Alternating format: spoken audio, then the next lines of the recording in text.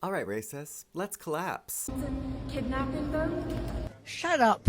The United States has fallen, and the government is hiding it from you. The country is considered to have collapsed when its government can no longer perform basic functions like providing security, public services, and effective governance for its citizens. This condition is also described as a failed state, or in extreme cases, a collapsed state. Various political, economic, and social indicators can signal a country's collapse. So let's get started. The erosion of legitimate authority. This is when the government and its institutions are seen as corrupt and illegitimate by a growing portion of the population. Factionalized elites. Where there's televised and publicized internal conflicts among the ruling class, the elites become more concerned with personal gain than state functions, and they lose the support of the populace. Increase in violence. There's a rise in civil unrest, violent protests, and internal conflict, an uptick in violent racial tensions, all red flag indicators of a breakdown of order. There are also economic indicators, starting with the decline of the U.S. economy and an increase in poverty.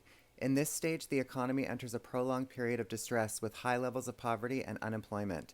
The typical warning sign for this stage is a rapid decline in GDP per capita. High and unsustainable national debt. This indicator comes when the government is unable to manage its debt and may risk defaulting, leading to economic instability, accompanied by mass selling of bonds. And lastly, the social indicators. Failure of public services. When the government can no longer provide essential services such as healthcare, education, clean water, and infrastructure.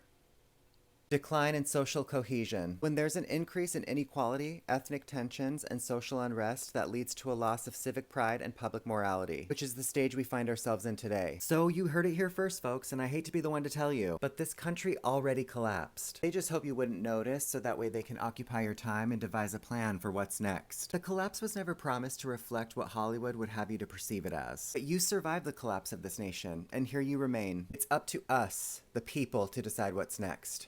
Not them.